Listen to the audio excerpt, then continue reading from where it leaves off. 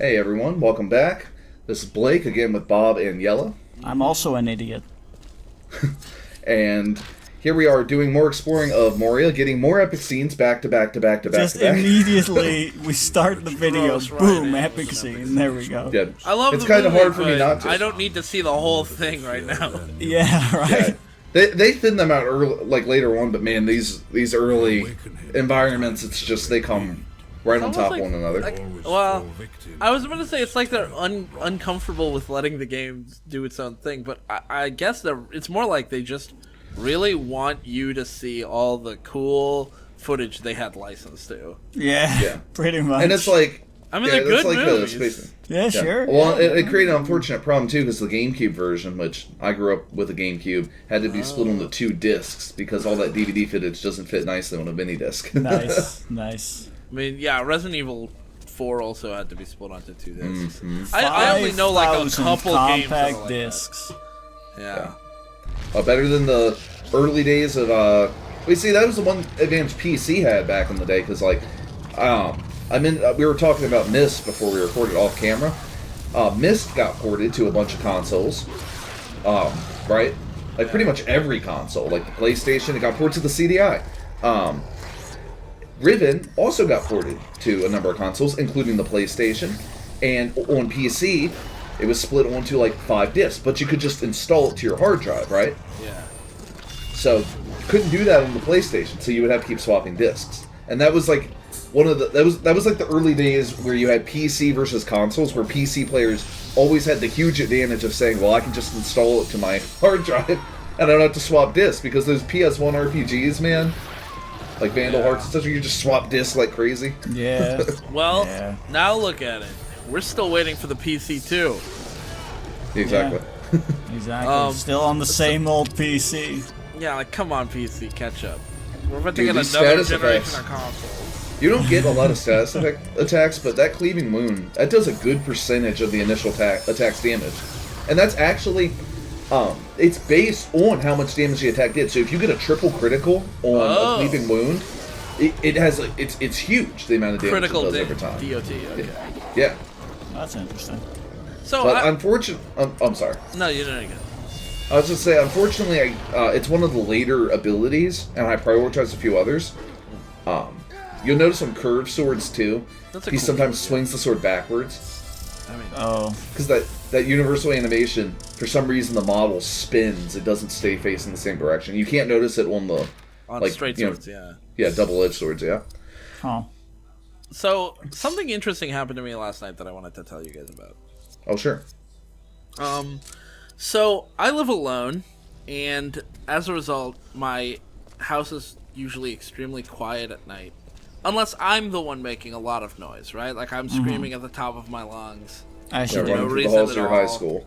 Just because I can. just scream and shout, let it all out. Let That's it the most all out. useless Elfstone, by the way. Elfstone of water protection. I don't think there's a single enemy that does a water attack outside of the Watcher in the water. That's great. Fucking thanks, game. So last night I heard some noises downstairs, and I was kind of confused. And at first I thought, oh, whatever, it's something outside. But then it definitely sounded like something creaking in my house, and I was like, huh?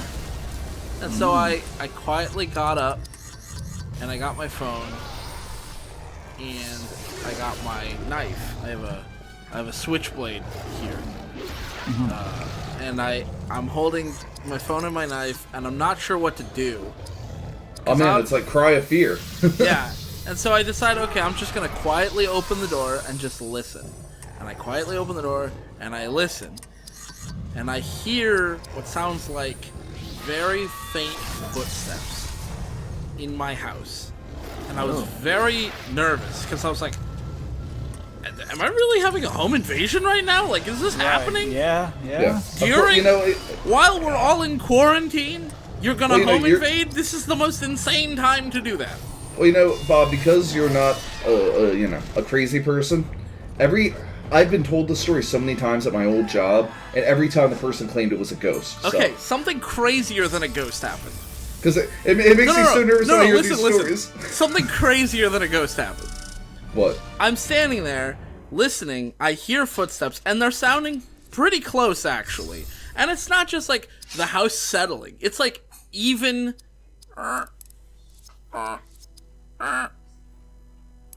like, little steps. And I'm like, what the hell is that? And it's, like, really quiet, too. So it's, like, not a very heavy footfall or anything. So I'm thinking, like, is there something... Maybe there's something in my attic? Right? Like, maybe I have, like, a raccoon living up there or something? I don't know. They absolutely do get in attics, right? yeah. And so, like, I was thinking, that must be it, right?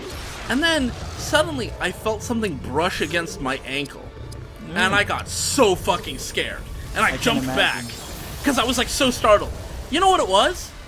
What? There was a fucking cat in my house. What? How did the cat get in your And, like, house? I was like, what? And, like, I turn on my light, and there's this little kitty cat in my room. That's And he's weird. just looking at me. And I'm just like, what? How did you get in? I don't own a cat. And Also, look at the weird Barbie doll genitals they put on these wargs. why did they Why put did any they just make it genitals on smooth? board? Like, they have this weird protruding ridge under their tails, and it's Yeah. like, why?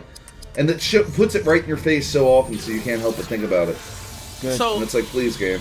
so I recognize the cat as one of my neighbor's cats. And, Oh. like, and sometimes I'm like, okay, it's not like a feral cat. It's like a nice, he's a good kitty.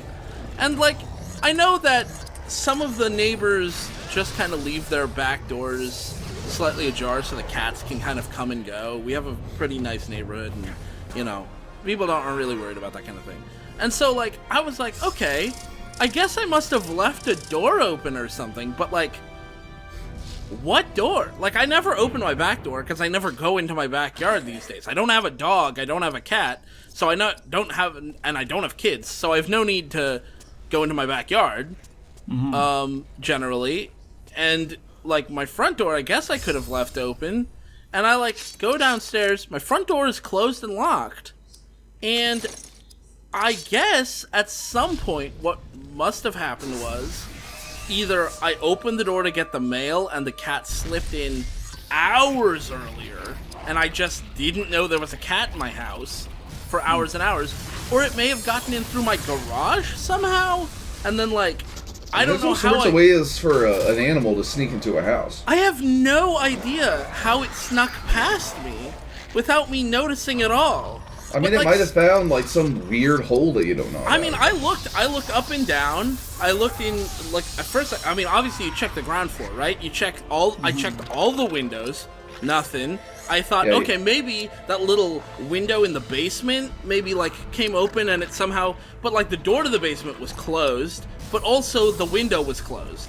So, like, You also, sealed. like, picked up the house and looked underneath Yeah, it. I looked underneath the house for any kind of tunnels. I don't know how this cat got in, but I pet him a little bit, and then I thought, I don't know what to do. Because, like, I don't have a litter box, and, like, it's like 4 in the morning, so I can't just take him over. You can't really go to to the your neighbor neighbor's and be like, house. hey, your cat. Yeah. Yeah, so I would have. I mean, I could have, I guess. They're nice people. But, like, also, they just let their cats kind of roam.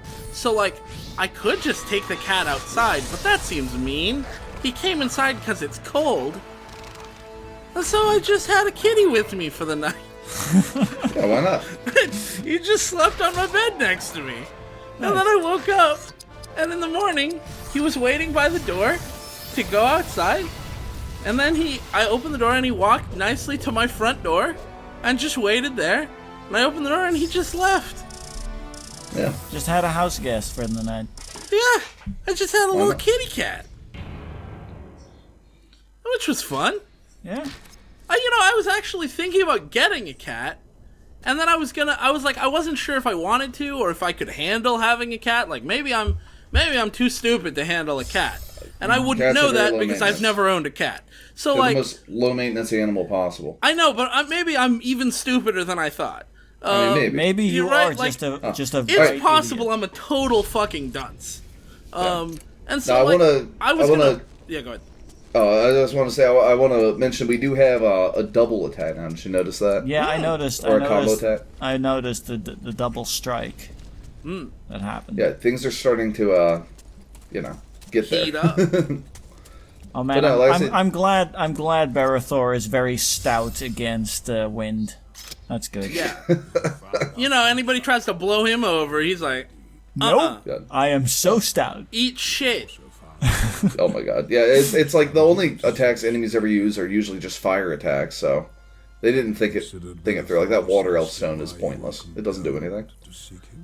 Oh hey, Another epic scene. What was the end of your story? I thought something interesting might happen. I was thinking about getting a cat, and I was thinking I might just go over to Connor's house, like Connor's parents' house, and just borrow one of their cats and see how I like living with it. Oh man, if you get Dex, you better be nice to him. He's the coolest. Dex is a very cool cat. Remember that awesome picture I took? All cats are so different from each other that like borrowing a cat isn't really a good way to gauge whether I can take care of a cat. Because some cats will be very social and some will not. Dude, I love... The best thing to do is just go to, like, a pound and... Adopt a cat, and if I don't like it, just throw it out. Well, they usually have a cat room where you can just go in and hang out with the cats for a little bit. Well, I know I'm good at hanging out with cats, but, like, I'm concerned about, like, remembering to feed it and things like that, like... Yeah, those sort of mundane things you would kind of take for granted. Because, like, I forget about stuff like that. Oh, I got you. Well, yeah, in that case, maybe not such a great idea. Yeah, right?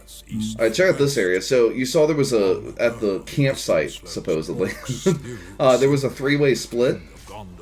And, I remember the first time I played the game, I managed to go through in the least efficient order, because there's no indication of, like, what order is best. But you want to go on the one on the far right first, then the one in the middle, and then the one in the left.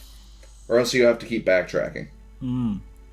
Because the one that you come across first, the hallway on the left, is where you'll go. There's like a door that's locked, and the key is like in the middle, but you can't get the key until you like see all the stuff that's over here on the right, or something like that.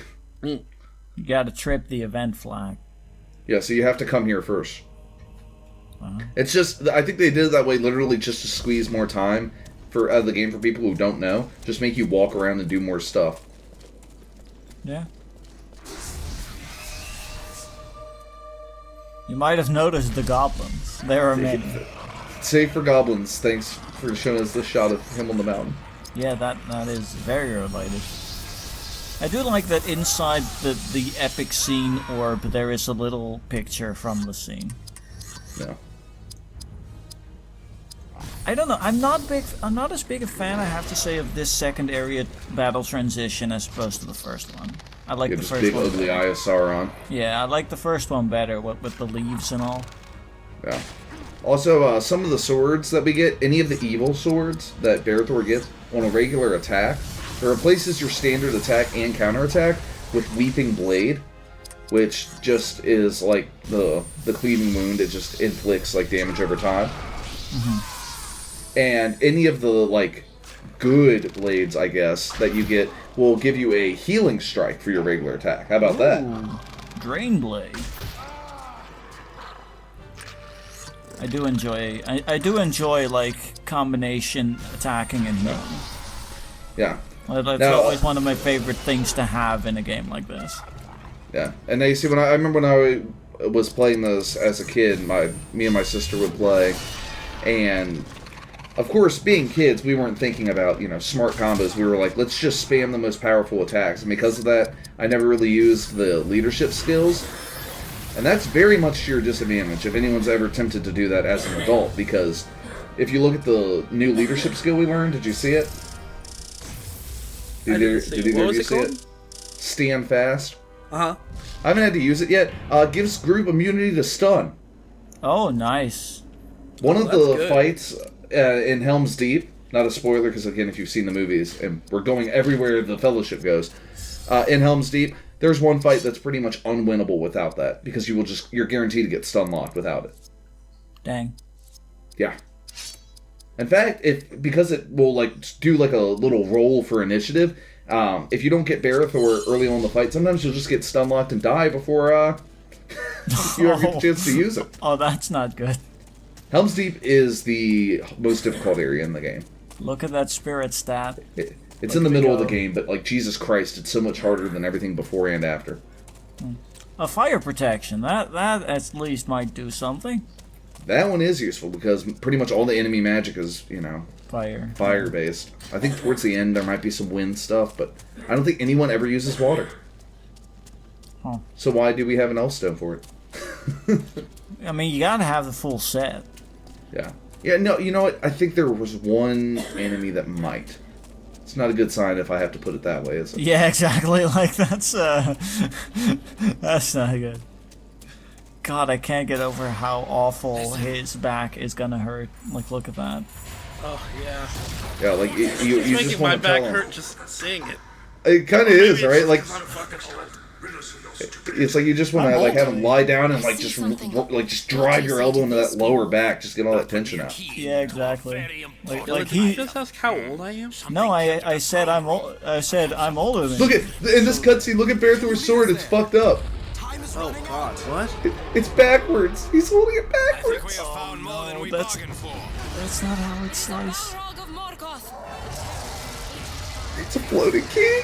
What? It's in her hand. It was like going through her hand. Like she it just stabbed He through just her dropped hand. the key. Look at his backwards fucking sword. No, that's not the sharp edge. Of course it's the Balrog. Yeah, but before Gandalf fought the Balrog, all my cool OCs fought him first. Yeah. They loosened them up so Gandalf couldn't unscrew his Yeah, fucking... they're such great fighters that can fight even when they hold their single-edged swords backwards. Yeah. All right. Hook blade. Oh, surprise! It's a goblin. Yeah, I definitely All right, heard this is something the about first of 3 completely bullshit fights, where you are surrounded. that. What do you mean? Oh. You are literally surrounded. Yeah. Yeah, 6 of them, and damn. they tend to get big Q advantage. I mean, look at this. This is my first turn, and look how much damage I've taken already. Yeah. And because it's like for some reason, the more enemies there are in combat, the more it like seems to boost the entire like enemy side's momentum. Oh fuck! And perfect mode arrow volley doesn't even hit everybody. It just hits the 2 in front of you. Yeah, so I'm like, goddamn. I sort Trying of to wheel around to hit the right target. Yeah, I was trying to figure out exactly how to tackle this because with bad luck, sometimes even the best plan doesn't work. And you can wheel about freely, so I'm just kind of like feeling them out. Okay, that's nice at least that you can actually just turn around and aim well. Yeah. It would have been nice to see some Yeah. animations for that, but I guess that would have been a lot. Yeah. And the reason why I was spinning, if you saw there were 3 guys who were about to go, I was trying to see if I could kill 2 of them at once, but no dice. Yeah. Yeah. So there's a counterattack. I mean, look at this. Headhunt, no! I've gotten 1 attack in, and look, I'm gonna get 2 turns, and they get like fucking 4 more. Wow. These fights are there's 3 of these, and the last one is definitely the worst. You'll see, it's probably outside of, it's probably the fight where I had the most trouble. Like I'm just healing constantly just to stay alive. I do like that when you are selecting one of your party members, it's not just their name, they that's also cool. have a little title. That was Yeah. a very cool animation. Yeah, and that's you're gonna see that a lot because that is a taste of things to come. Okay, so I'm gonna take back the veil now. My strategy, rather than casting aura of whatever Idril's ability is Yeah. to auto revive people, rather than casting that left and right, Hadot has Stone Shield. It gives you complete invincibility What? to all kinds of damage, magic, melee, and status effect. What? Even Yeah. status effect. But you'll notice all I can do is cast it on 1 person. Well, not too long, he'll unlock Mountain Shield, which does it for the whole party. What? Oh, So, yeah, just just don't Cast die, that. idiot. That doesn't even sound like an ability. That sounds like a game-breaking bug. that sounds like something you'd put in to test the game, like a dev Yeah, test. what? thing. Like Yeah. God mode. That's like a cheat code. Yeah, and so by doing that, and then I use Barathor's ability, Fellowship Grace, to give the party, because it's very expensive. It costs 200 action points. Okay. But then I can do An Fellowship attempt Grace, at balancing happens. which will give the party action points every round, and it'll completely counteract it. I love that he basically just tossed that over his shoulder. Yeah. And then Barathor is like, I live! Like, or not Barathor. Oh, sorry. Yeah. Hadhod. Hadhod. Hadhod's laying there with his mouth open like, I'm fucking dead. And then he just tosses some elf medicine over his shoulder and lands right in his mouth. He goes, It's like those old Sprite tasty. commercials. Nom Oh, nom man. nom. Oh, hey, I had a Snickers. Exactly. I know. But no, it's Why they like... call it Prilosec OTC. Yeah. And so Fellowship Grace also... I unfortunately found this out a little bit later on. It doesn't really matter because it already gives you plenty of action points.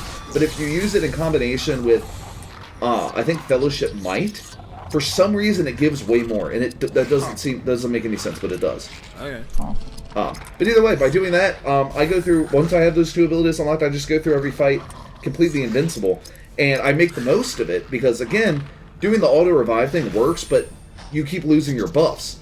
While I'm behind that invincible shield, Barathor just drops nothing but buffs, and so a lot of the fights were completely invincible the whole time, with 8 buffs stacked, smashing through the opposition with 0 problems. Huh.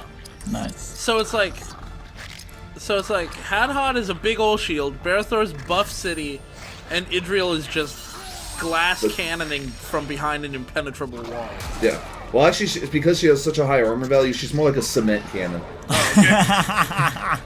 Or an iron cannon, like just straight up just... She's just a she might cannon. as well She's be a just big old cannon. Guns of the Navarone over here, blowing the shit out of these orcs and stuff. Yeah.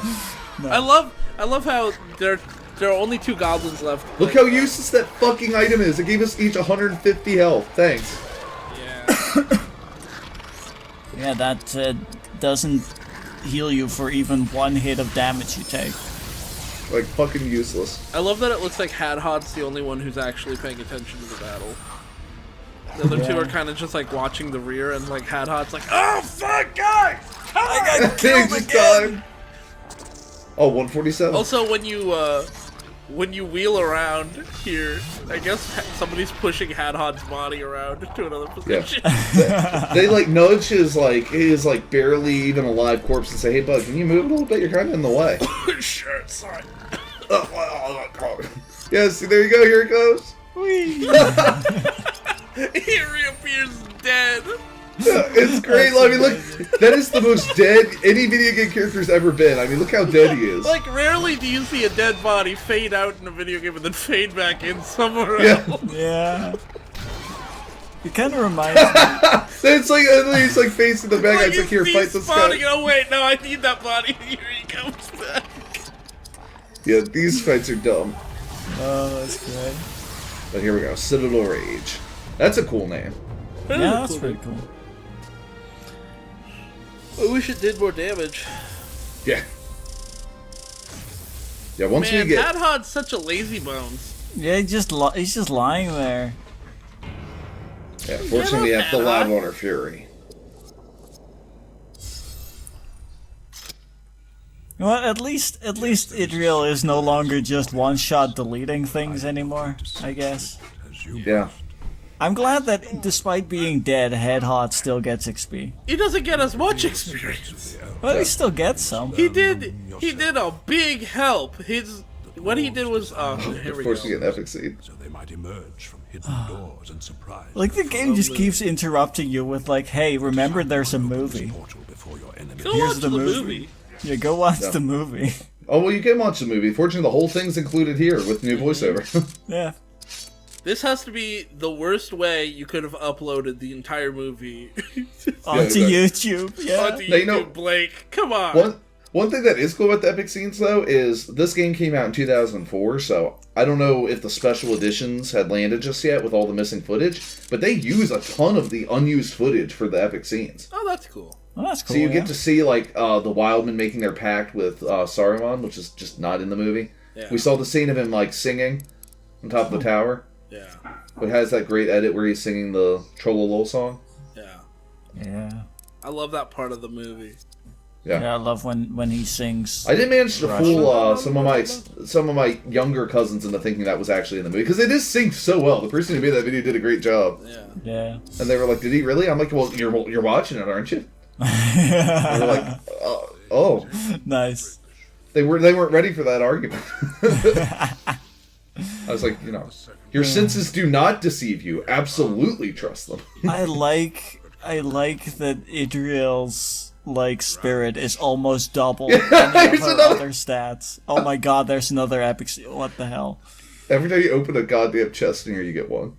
Yeah, you gotta earlier you got one literally just walking down a path, and halfway up the path it was suddenly like, you got an epic scene. Gosh, that's a prop I would like to have. That book, that's cool. Whenever I watch a movie, I always think what's the one thing I'd love to have from the set, and that big old book is I think would be really cool. Just have a big book. I mean, I'd love to, in a room, just have a big book just laying on some kind of, altar thing. Just have a big book. I hope when I die, I get to write a really dramatic message, and then there's, a big line where I didn't get to finish writing because I died. Yeah. Oh, dang. Yeah, that's a classic. It's such a dumb trope, because, how often does somebody literally die in the middle of writing something, and so there's a big line, but, it's cool when it happens here, and it's he shoots himself, but it's, in the intro Darkest Dungeon, that's kind of what's going on, That's true. I hope my final action is writing a really dramatic, ominous message. Yeah. And then people will just get kind of messed up by it. Honestly, you could probably get that. You could contrive that to be the case if you constantly wrote ominous messages everywhere all the time. Your whole life, prepare for your final moment. Yeah. Yeah, any moment could be your last. So you're constantly writing ominous messages everywhere. You're writing them on paper. You write them on the inside of a bathroom stall. What if you die in there? Yeah. Oh man, I could write a great self-help book. I'm like, look, your obligation to always be at your peak performance is you could die at any moment. So think about it as you always want to go out on that high note. Yeah, I mean, whatever you want to be remembered for, if you die a certain way, people will remember you for that. Or if you die, associated with something, if you were very courageous moments before you died, people will remember you as a courageous person. So if you want to seem dark and brooding, just do it all the time, and you're good. Yeah. Also, that is straight up Gimli's axe we got. Did you notice that? Yeah, that's straight up. I mean, Gimli just kind of dropped it, so he picked it up. Old Gimli. Yeah, he dropped it down that well with that skeleton. God, I love the party switching, switching a party. They just run away. Yeah. One just runs away, the other's like, I'm here now. Yeah, you see, so Elagos does get to make an appearance here because Spirathor just can't do anything right now. Because we noticed that after that bullshit fight, we didn't get a save point. Yeah. Oh, dang. There's a lot of times in this game where it'll give you a hard fight, and then it doesn't immediately give you a save point. It's Did you guys see how shaky his arms were lifting his axe like that? Yeah. The animation there looks really weird. Yeah. Also, plus, you know what would have been a really nice touch? This is probably a hardware limitation why they couldn't do something like this, but it'd have been really cool, or I think it would be really cool to see this in other games, right? Where if you're supposed to be in a big battle, you see the party that you're fighting, Idriel, Bellathor, and Hadhad standing up front. They're fighting a group of goblins, but in kind of the back, you can see the guys who you don't have in the center of the fight kind of sparring with generic enemies over there, and then when you're switching them out in the middle of combat, you'll see them swap places, and now Hadhad is taking out, or Hadhad's dead body crawls over there and lays in front of the guy. Exactly. He doesn't crawl, he just kind of slides in. Yeah, he doesn't animate, he just slides over while the other guy hops over it. Oh my gosh, I can't believe it. Not giving me the fucking save. Now I really want to know who the other two members of the party are going to be. Are we going to get a halfling? You get them, Not a halfling, a hobbit? No, there's just two more humans. Damn it. You get one character who her name is Morwen. I might as well tell you about her now because you definitely do not see her. She's essentially a joke character. She does decent damage, but not as much as the other more than Elagos. But I mean, pretty much everyone else does do more damage than Elagos already. Despite having really high dexterity, she misses quite a bit. She has the worst armor in the game. They just don't give her any armor. She usually dies in 1 or 2 hits, maybe. Is it like metal bikini they don't give her armor, or they literally don't give her armor items? No, like if you look at the end game, they just don't give her good armor items. Like she has like way less armor than everyone else. She has less health than everyone else.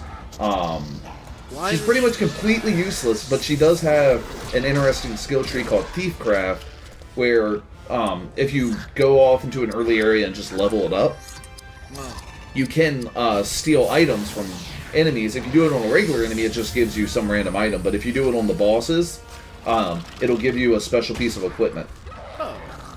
So she's pretty much just there for that Easter egg. I've seen some guides that give strategies for using her, but so you know what I'm suddenly realizing? So her whole point is she's just a thief. She is thief. Yeah. You know what I'm suddenly realizing?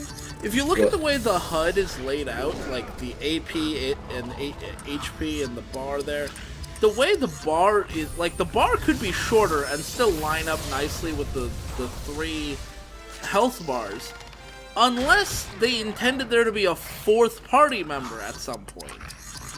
Yeah. I'm assuming they probably designed it for, like, you know, for you to have a maximum of 4 people, and then they added like more characters and decided to do 3 at a time. And then just nixed one of them, yeah. Because in Dragon Quest you get 4 characters, and they're just always out all the time. Having 4 characters is pretty common. Yeah, that's like that was like. Then again, so is 3 and 2 and 1. Yeah, but 4 I feel is quite iconic because that's like the Final Fantasy number, you know? Yeah. That's the Final Fantasy number, but 3 is the like the Earthbound number. Oh, that's true. Yeah. But I mean, they are not stealing, but borrowing the. Well, they're not giving it back. They're stealing the Final Fantasy X system. Yeah, system. Actually, wait, hold on. Actually, you said 3 is Earthbound, but isn't Earthbound also 4? Yeah, because it's Ness. Is it 4? It's Ness, Paulina. No, I guess it is 4. Mother 2 is 4. What's Yeah, his it is. Face. Yeah, that's also 4. What? I you know, it's funny. I was just looking at that the other day. I have no idea what game I was actually thinking about. Oh, well. 3 is what game? 3 is it? common though. Yeah, I've seen it. It's a common thing in most other JRPGs. Like Phantasy Star is what I was thinking. I don't know why I was saying Earthbound. Phantasy Star, and then like Shining in the Darkness. You know, the famous warrior cleric. Sorcerer combination it gives you.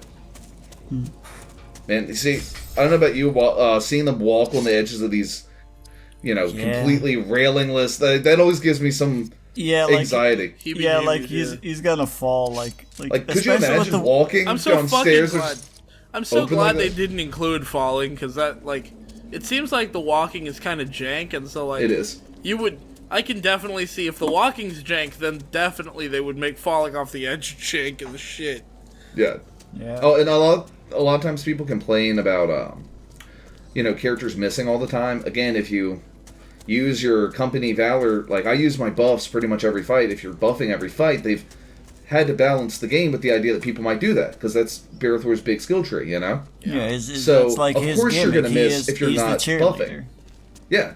So if you're not buffing, of course you're going to miss all the time. And also, if you make sure to, put your stats, for the melee, and if you're using, Elaghost, you want strength and dexterity to be higher than your other stats.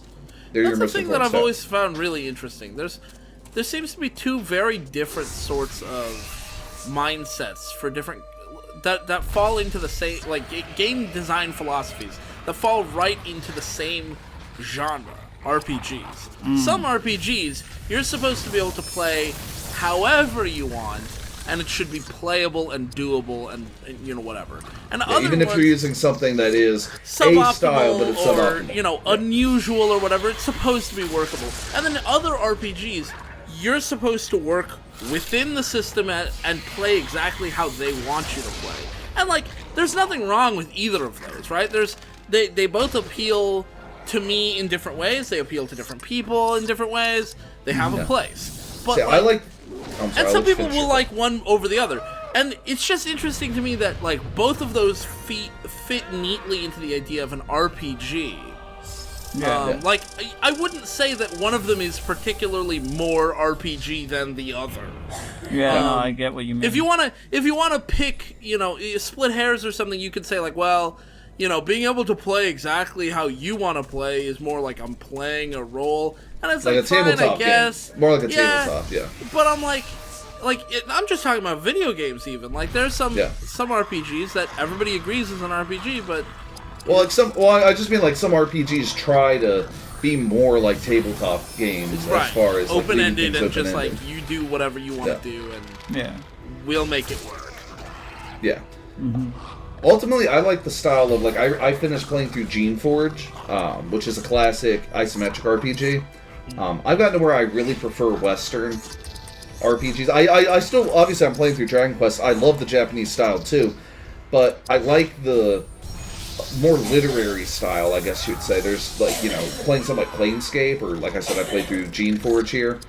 Just the amount of writing and the quality of the writing and the attempt to really make characters more in like the literary sense, I appreciate. A lot of JRPGs, townsfolk they have one thing to say unless they're giving you a quest.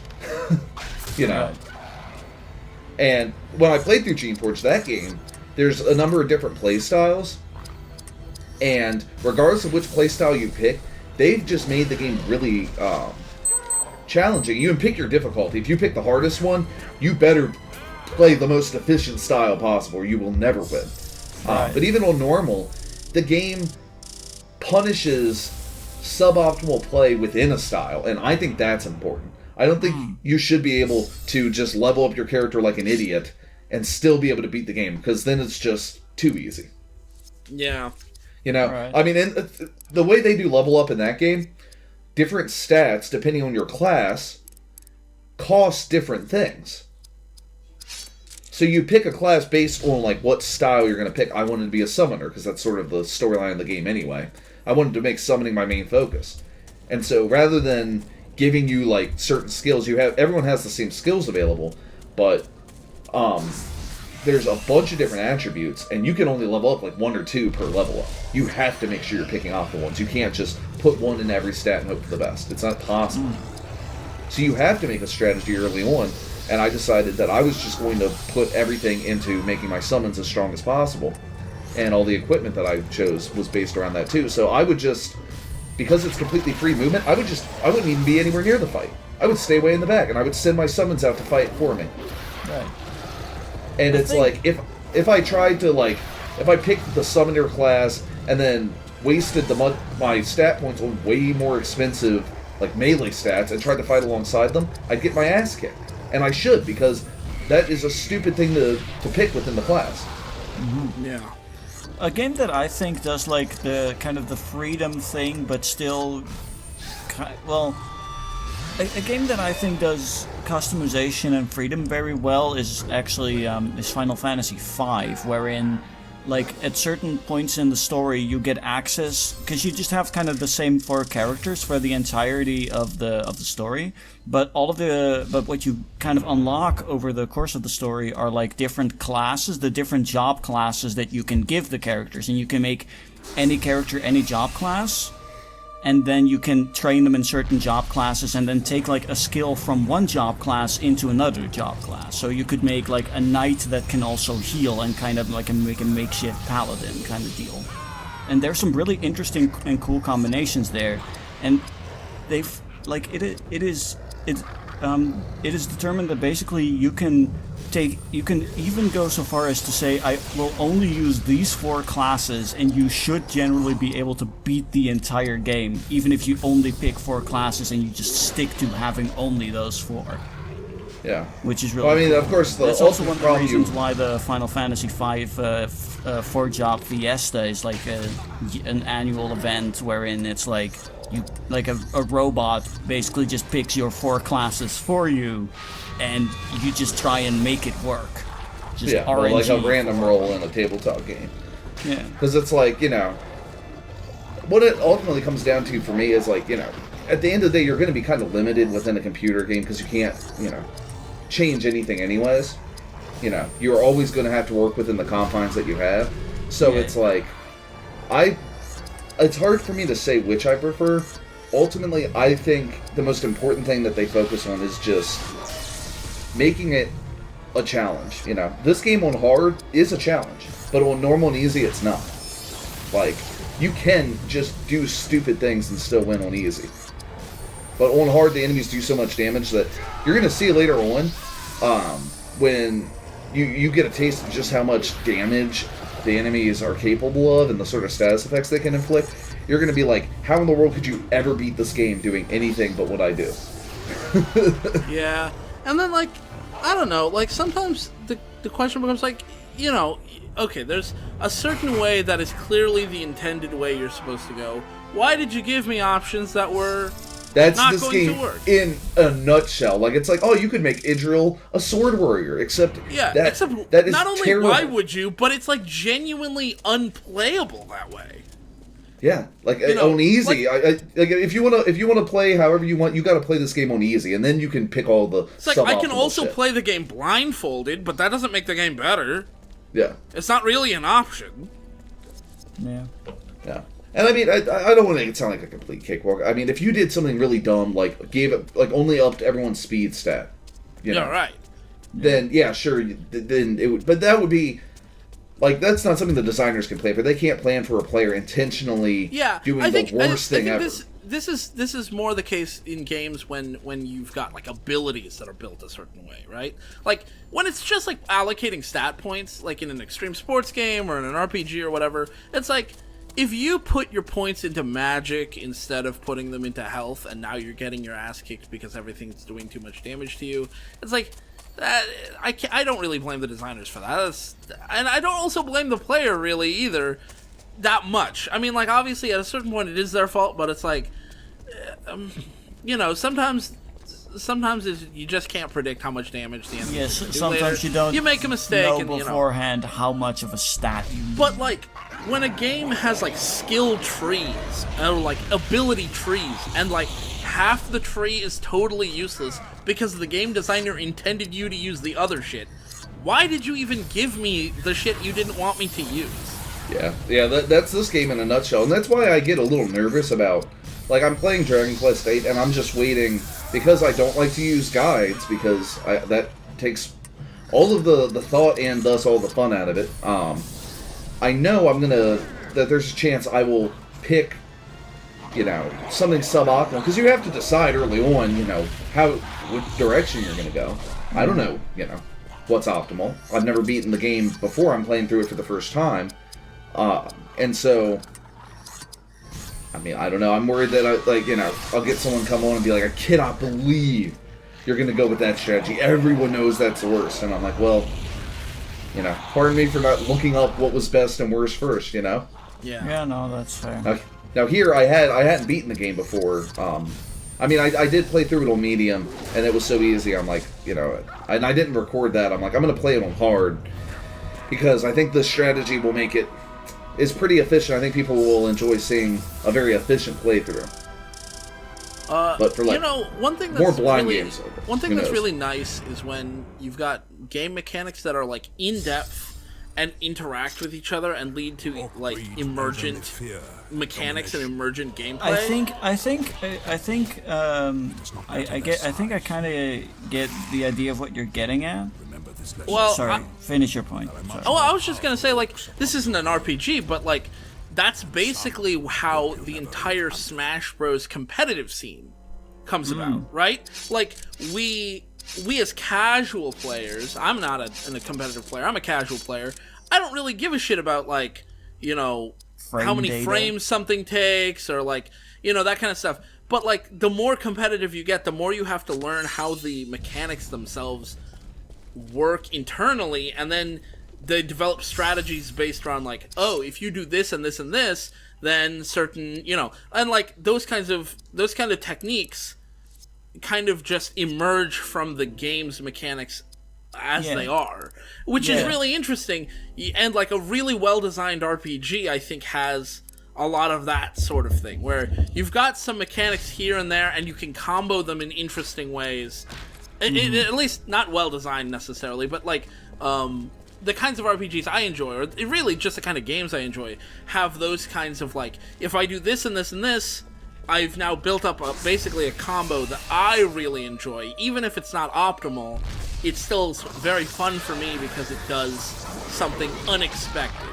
Well, that's what I liked about Gene Forge is because of how open-ended like summoning is. I mean, you could have like an army of small creatures, you could have large creatures, melee, magic. I mean, there's so many different. You can choose.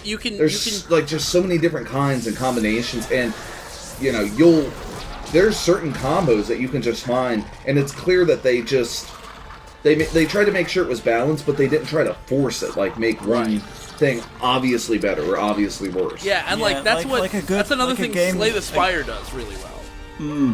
Yeah, and I was gonna say, designing a card game, it sounds counterintuitive, but the worst thing a designer can do is overthink it. Because the worst era for Yu-Gi-Oh! Was when they started, because it's been a while since I played, I'm not gonna throw out specific like card names or anything, because I won't remember, and I'll just fuck it up, and it'll dilute my point.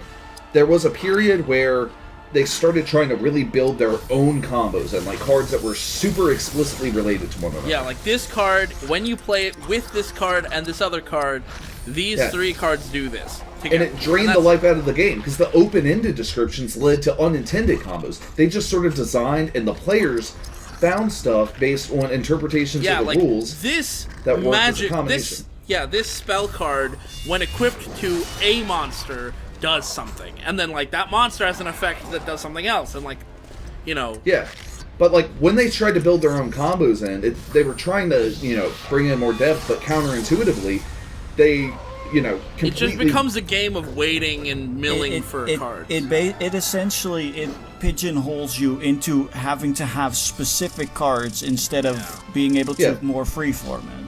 Yeah, and I think that a good design, like the golden era for any collectible card game, is after the initial cards, which are usually them trying to establish a baseline strength. That's why early cards are usually so much weaker than later cards. Yeah. With a few that are just broken, like Raigeki, which is banned, Yeah. Dark Hole, which is banned. Pretty much all those early, like, normal spell cards are banned because they're just destroy all magic cards, destroy all monster. Well, that's ridiculous, so you gotta get rid of that. But, like, the golden period, I remember, I'm an atheist now, but I grew up in a very conservative Christian house, and so I wasn't allowed to play Magic. I was barely allowed to play Yu-Gi-Oh! But what I was allowed to play was a card game called Redemption, which is a Christian collectible card game. And it's easy to laugh at it at first, but it's actually really, really in-depth. It came out, it's one of the oldest ones. Because after Magic came out, a guy played it, and he was like, hey, this is cool. I bet you could pull a bunch of characters from the Bible and make like a, historical collectible card game in that era. And so it like came out like pretty early on in the lifetime of collectible card games, and so by now it's designed really well as far as having the emergent gameplay, because there's like types that explicitly connect, but there's so many different types of cards, and I don't mean different types, I mean like different categories. Like in Yu-Gi-Oh! You've got monster cards, trap cards, spell cards, right? And different variations of those. Well, in this game, you've got heroes, villains, equipment, you have artifacts, you have sights. Yeah. You've got all these different types, and the way they interact is left open-ended enough that any time that they would add an expansion in like the golden age of that game, new combos would be there to find, but they were often not directly built in. And I love, that design philosophy. I think, potentially, you're going to end up with a broken combo, but then you could just put it on the ban list. No problem. Yeah. And and it leaves so much more room for creativity. I think also a good example. Well, never mind. That doesn't work. But yeah. Gosh. And the action point creep is pretty bad early on in this too. Like I said, once I get that Fellowship Grace, and I'm able to just cut the cost. Yeah, like now you can see everyone gets down to like 0. Unfortunately, whenever you level up, it restores that, and of course when you save, it restores it, but like right now it's so annoying. Because like look, Barathor's gonna start the next battle with nothing. That's why I have to bring out Elagos every now and again. I'm gonna miss seeing Elagos like victory animation. Haha! Hey, an epic scene. Oh, what do you know? God. Every time we open the chest. Yeah, pretty much. None speak of deeds. It's paper, oh no. But ancient Yeah, I love how they distrust repurpose still scenes. burns in the hearts of both races. Have you heard nothing Lord Elrond has said? I love how Hugo Weaving has ended up in, you know, a number of action roles, even though he's the least action-looking guy I've ever seen. Yeah. He looks perfect for It's a Elrond. rare thing. Yeah, but like, you know, it's funny that like in the Matrix movies, he's like the super martial artist guy in a suit, even though when you look at him, he's like, he doesn't look like a super martial artist guy, you know? He really doesn't. Yeah. Old hatreds. But like, I mean, and for the Matrix movies, they did go and train, so he did learn how to fight and did a lot of the choreography for the movie. Yeah.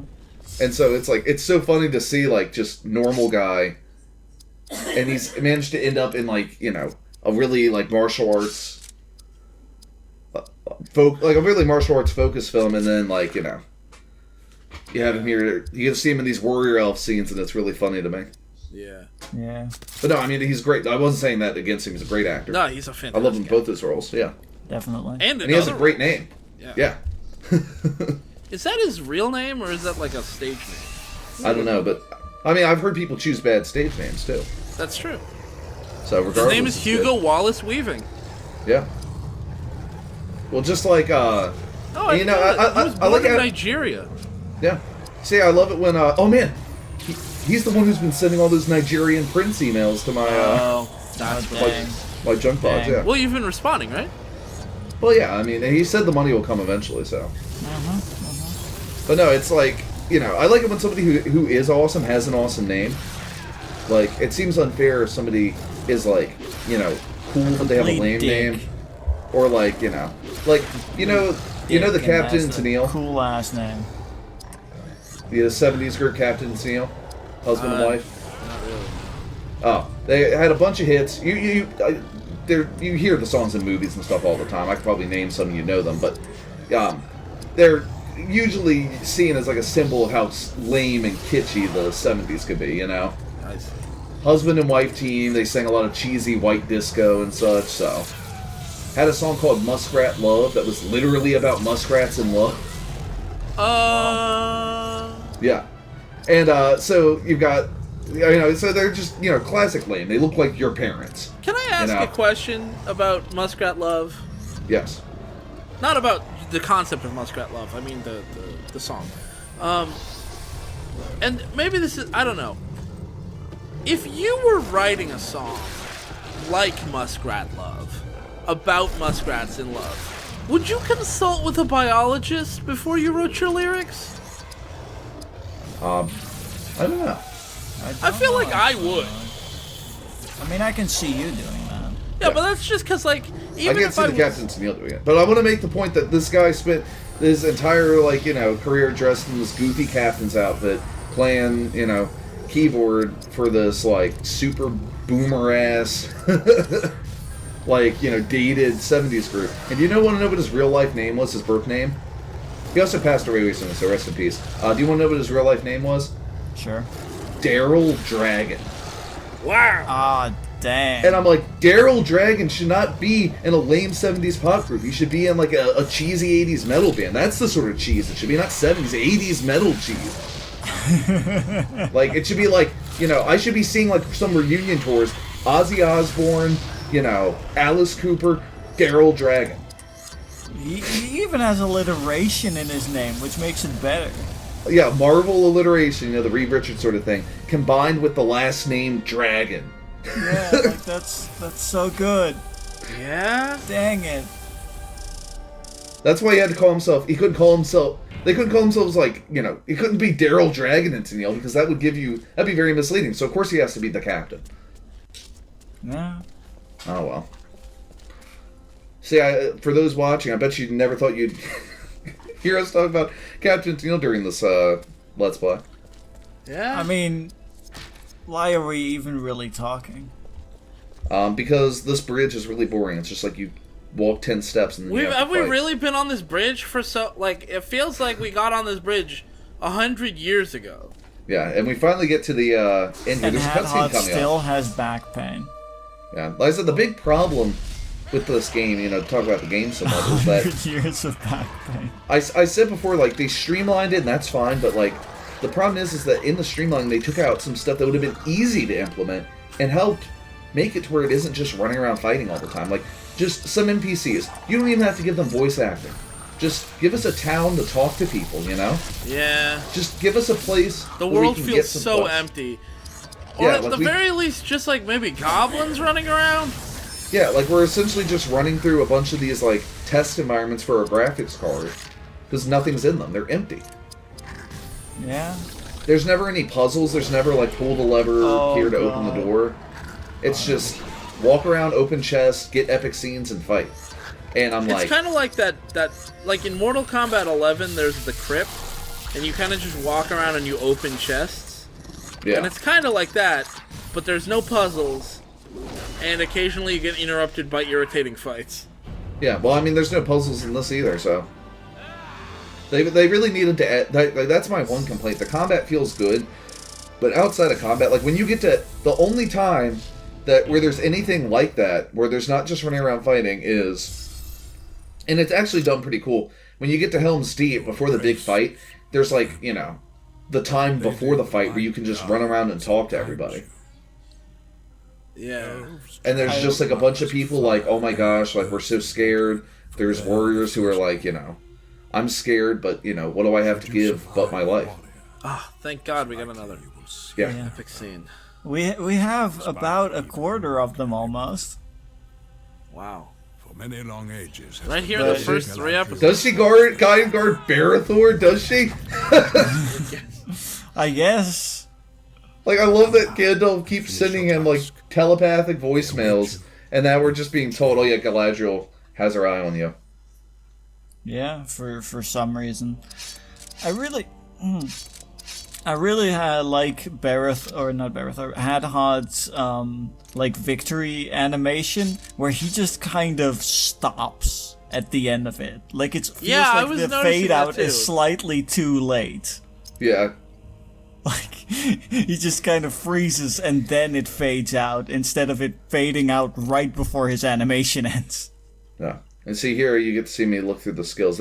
You see I switched to, you get to pick which skill you learn next, so you better believe that Mountain Shield is in the pipeline. And then Uruk-hai Bane, because it automatically picks the next one, like, in battle, like I learned Citadel Rage, right, and so Uruk-hai Bane was the next one it picked. I probably should have switched to Icthelian Wrath because, well, actually, no, in the area after this, you do start fighting Uruk-hai, so that's why I kept it on there, because I wanted to have it for them. Yeah. But it is nice you get this sort of customization at least, and it does come in handy because, like, I wanted to learn Mountain Shield as soon as it was available. If I just let the game pick, I would have had to learn 2 other skills first. Yeah. So it's like, yeah, thank you for letting me pick, and then he's never going to learn anything more than Pierce Will. I don't think. Actually, he might learn Draining Shot. He might His get just coat enough actually cuts really, really high. It does. Like it cuts like That's on way his up at lower... his like waist. Yeah, that's like almost like that's almost his lower back. Like I mean, that's an historical lower design. back, really. So you can just drop your pants and go. That's how it was back then. look at that beautiful spirit stat. Yeah, it's just gonna keep going. Everyone else has to stay balanced, mostly. Maybe specialized mostly, dexterity, but like especially Barathor seems like he has like the most balanced stats of anybody, and then you just have this beautiful spirit stat of like double the rest of everything. I know, it's amazing. And then And again, Hadhod just looks like he has just innately high constitution. Though that seems also to be evening out. I think I do. That's a good comeback. Good job, Hadhod. I love that. Who dares? I think I do. I think that might be me. I'm gonna put my little hand Yeah, up. I like that he's not even, it's me! No, it's, I think I do! Like, come on, man. Man, I love almost character's had idle it. stance. Everyone else is just standing there. He looks like he's ready for combat, Yeah. The way he's like, he's got a low stance. He has his shield up. He's like cutting his blade at the air, Look at him, see? He's ready to go. Idril just stands there because she knows she can blast anyone away. Yeah, Idril just knows, like, nobody's getting close. Look at that beautiful 1,000 HP, and it's wait, freeze. yep. And it's cinematic too because he was the one who was like charging in. Yeah.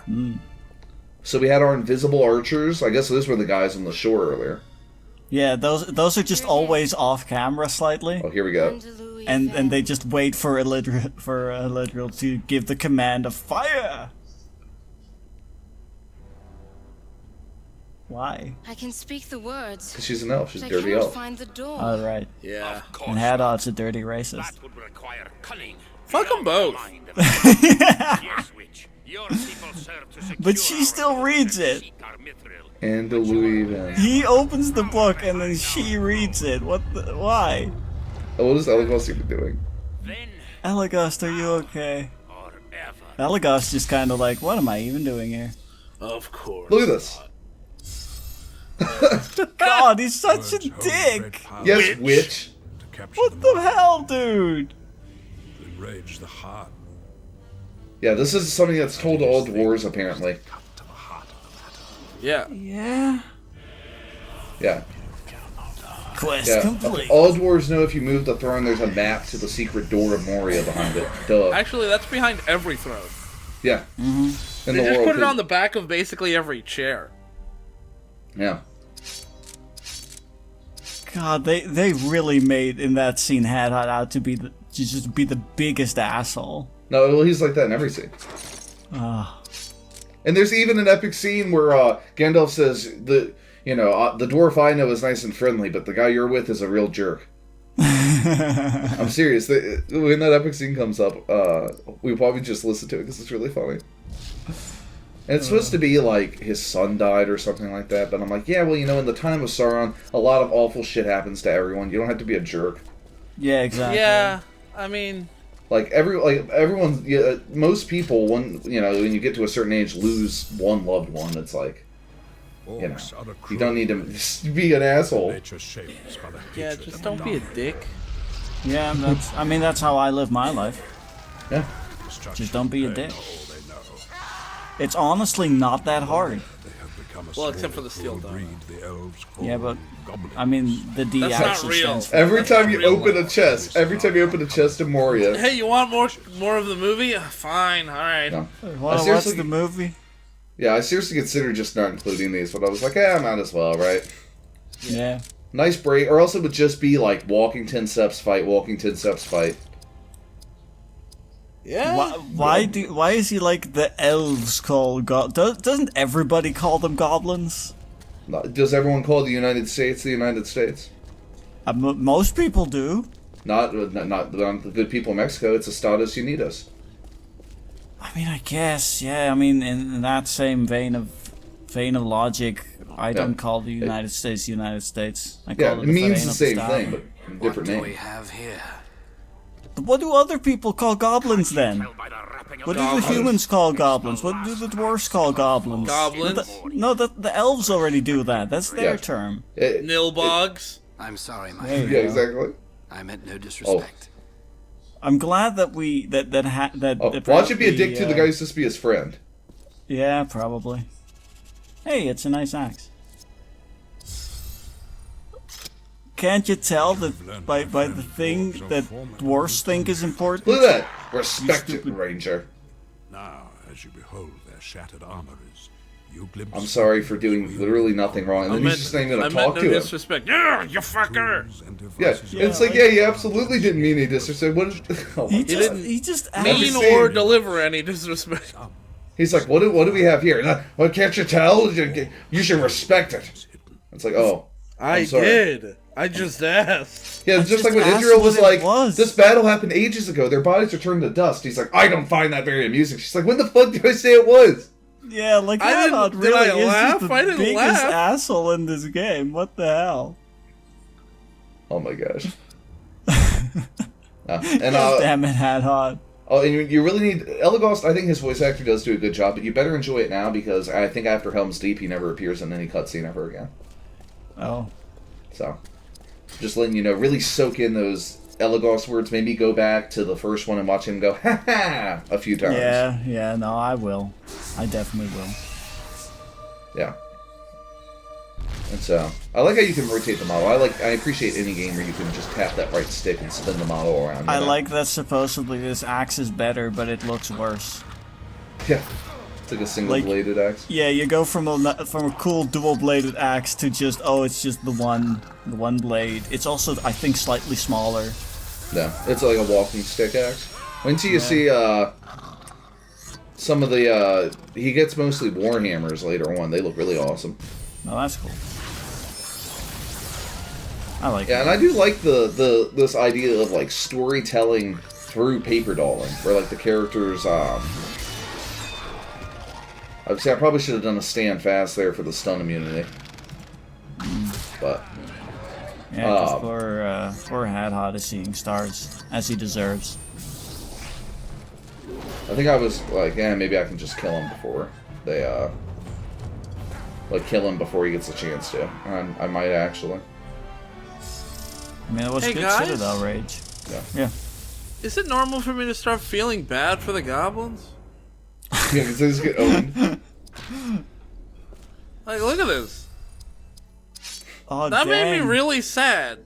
Yeah, that goblin took like 1,800 damage. You know what? I can't imagine I feel taking especially 1,800 damage. I feel especially bad that the goblin got beat up by a dwarf who freezes while celebrating. That's like, I haven't taken 1,800 damage before in my life, but I have frozen after winning a fight. are you Hadhod? I mean, what are you trying to say? Well, are you inferring something that you obviously Show weren't some inferring? fucking respect, you asshole. Yeah. How about you show some respect? Stop blaming others for your problems. You're the asshole here, not me. Yeah. God. I'm not just picking fights for no reason. You know what? Being The a more total I ass. think, the more I just think on his general existence, the more I dislike Hadhod. Yeah. I think the worst part about him is the fact that his name is Hadhod. Now get behind this shield. It'll make you invincible forever. Yeah, it literally will. Like, that's his one saving grace, is he has a really good move. Otherwise, he's just a dick. Yeah. And I mean, I didn't mention the last guy we'll get. I was starting to talk about the other two. He is useful, and you will see me use him. I can swap him in for Idriel, because, Barathor is needed for the buffs, Hadhod is needed for the shield, and Idriel is usually needed for super powerful attack. But Aoden actually has some situations where he can do more damage than her. Huh. Interesting. If it's someone who's like if it's like a bunch of spellcasters and they all have a lot of magic defense, he can come in and he does great damage and has a lot of useful stuff. It's just by the time I get him, Idriel's already such a higher level that it makes more sense to use her still rather than try to get him leveled up. Basically, Idriel is when magic damage works, and when magic damage doesn't work, other dude comes in. Yeah. Yeah, and he has a lot of interesting abilities. They give them to you, I think, too late. And I also feel like you'll see towards the end of the game. I'm convinced that an area got cut. Oh. I think this might have been like bumped up, had its deadline bumped up for like Christmas or something. Which they've gotten a little better about that. Because there's not the big retail boom anymore, people wait for like Steam sales now, right? Yeah. But like back in the day where you would go to the game store to buy your game physically, there was always the rush. If you had a game that was like, had 6 months to deadline, but Christmas was in 3 months, it's like, guys, can we just cut a couple corners that nobody will notice and get it rushed? Sonic 06. Yeah, exactly. And it's like, I think that this game, might have had that because, you'll see there are some signs that we start getting less cutscenes, like not epic scenes, but like cutscenes, and just there's a distinct vibe of a missing area.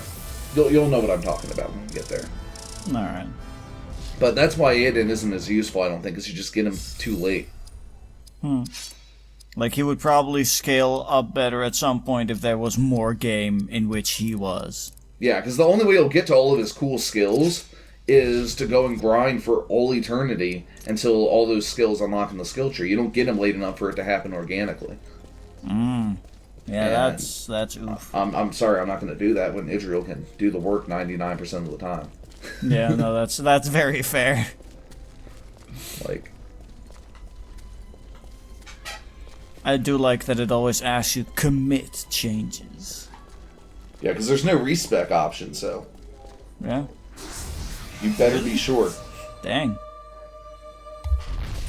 Which that actually strikes me as a really antiquated thing. Most games had a respec at that point, Yeah. right? Yeah, most games at some point, like especially if it's like spending points in skill trees, especially is when at some point like respecs will be available to you.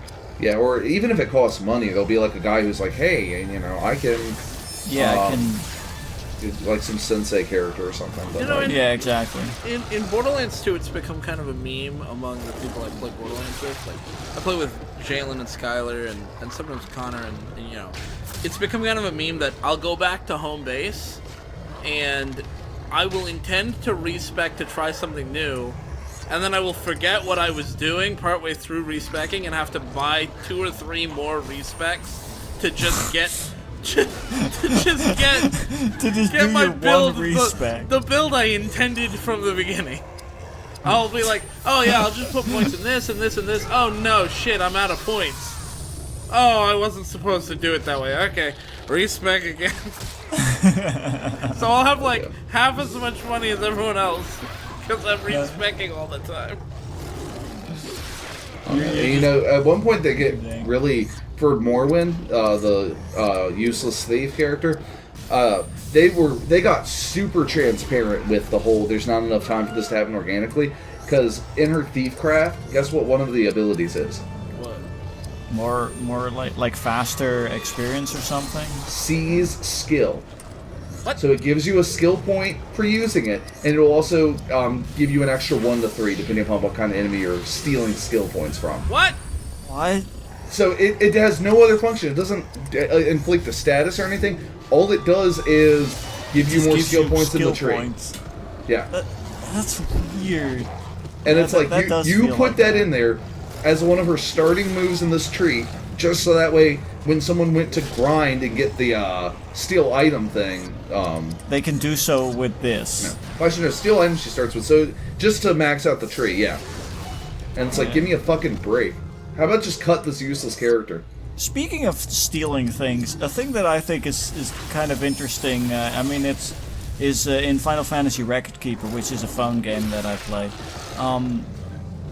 There's no like stealing of items in that game, but there's like still thief abilities. So instead of stealing like an item, like with the basic steal or mug commands, you get abilities like steal time or steal power, where you steal stats from the enemy temporarily. Basically, it's like debuff the enemy, buff yourself. Like steal time slows the enemy and hastes yourself. Yeah, well, Which I think is an interesting take on thief characters. Just instead of having them steal items, have them steal like stats from the enemy. Isn't stealing time the plot of that one Justin Timberlake movie where everybody has a clock on their wrist and time is currency? I know, I know, yeah. It's a great film. I love that movie. It's like that John Blair's novel, The Man with the Clock on His Wrist.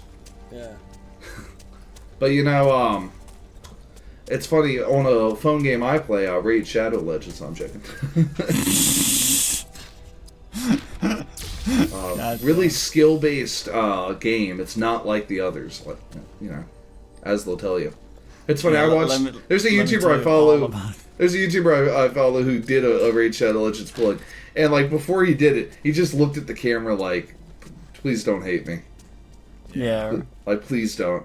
Like, he couldn't say it obviously since it was a sponsor, but he just he just gave everyone this look like. I mean, we're about to do something that I know everybody here doesn't want me to do, but I need to make money. He's looking at the camera like, just skip like 30 seconds. Yeah. I mean, he's about to get married too, so yeah, he definitely wants the money. Yeah. But I'll leave his name a mystery. You speculate. Think about. It's a puzzle. Go on YouTube and find everyone who's about to get married and also just did a Raid Shadow Legends. I mean, here's the thing about the Raid Shadow Legends like sponsorships every time is every one of them they say like the exact same thing. Yeah, it's great. They obviously just get sent a They script. just all get the same script and it's super obvious. Yeah. It's like console level graphics on your mobile device. Yeah. Come and join my clan. I'll be playing with you. Yeah. But, yeah. Now that's why we stick to the wonderful world of single player console RPGs. Yeah, like Bingo Shadow or like Bingo. What? Yeah.